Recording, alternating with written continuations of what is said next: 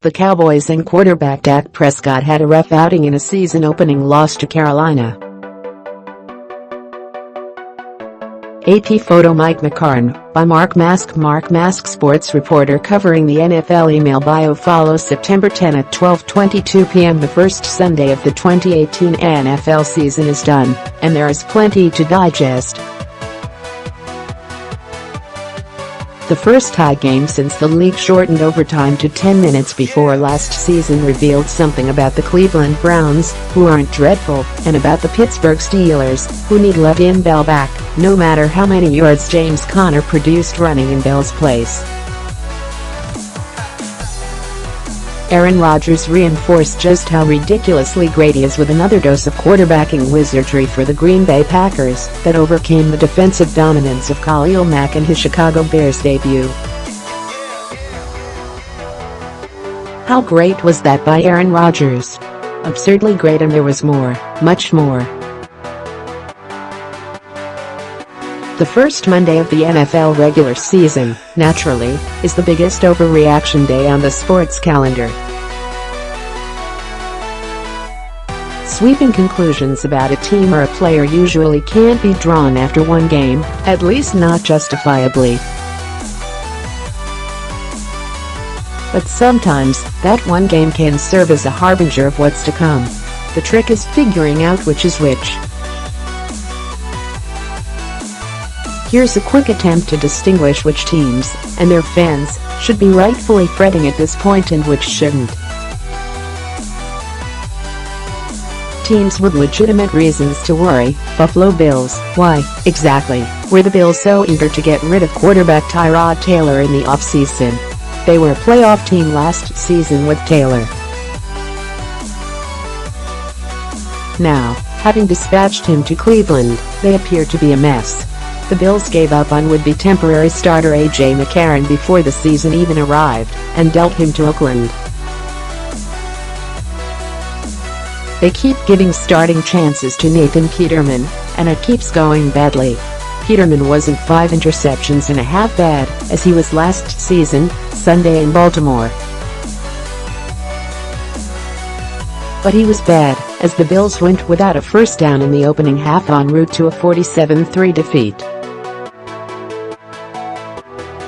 Prized rookie Josh Allen made his NFL debut in relief of Peterman. Few regard Allen as ready to play now, but the Bills might not have any choice but to turn to him as the starter.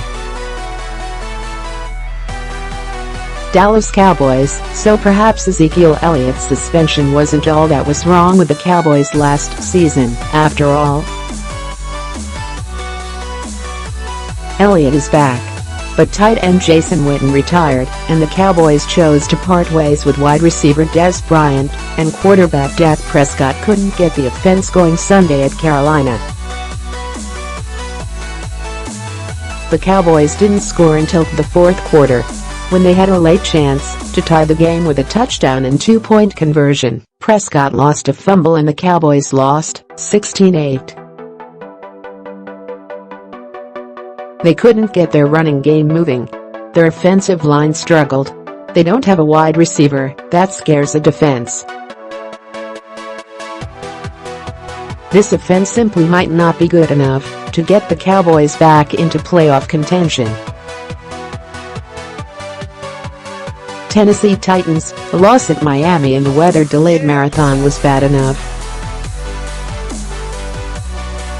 But losing quarterback Marcus Mariota, left tackle Taylor Lewin and tight end Delanie Walker to injuries was calamitous for the Titans, who are coming off a playoff season, but nevertheless have a first-year head coach in Mike Vrabel.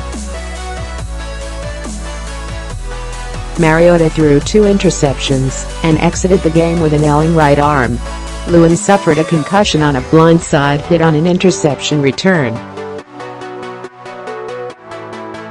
Walker was taken from the field on a cart with an injury to his right leg that could end his season. The AFC South is no joke these days, and the Titans can't afford to fall too far behind. Carolina Panthers. Yes, the Panthers beat the Cowboys. And yes, quarterback Cam Newton made certain that the offense did enough to win.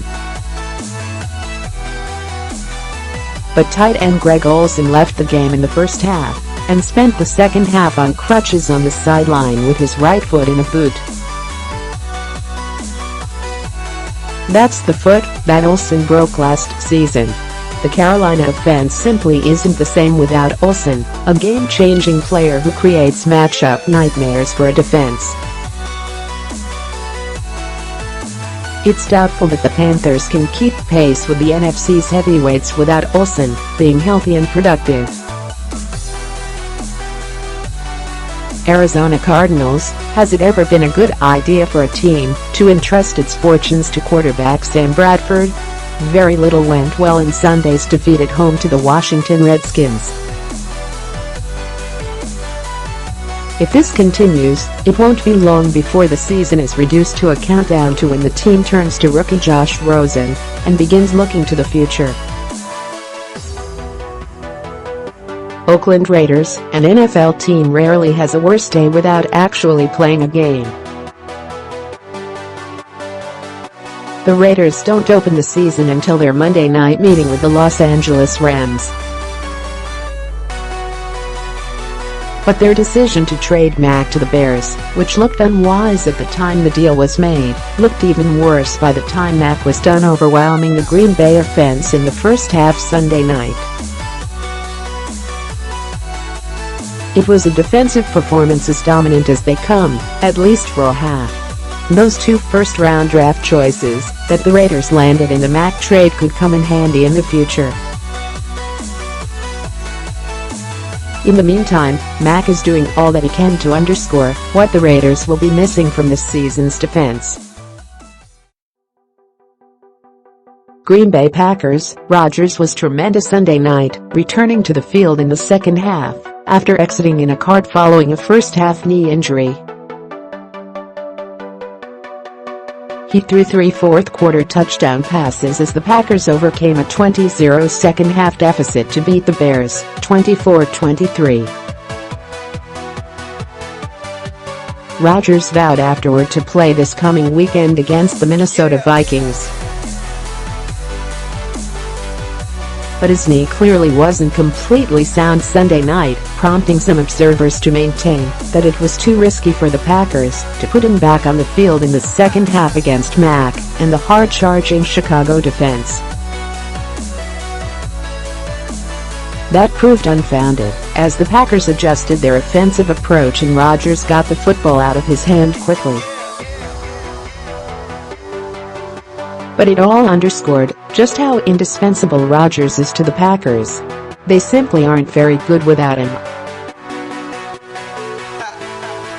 And if his knee is not right, another season could unravel rapidly.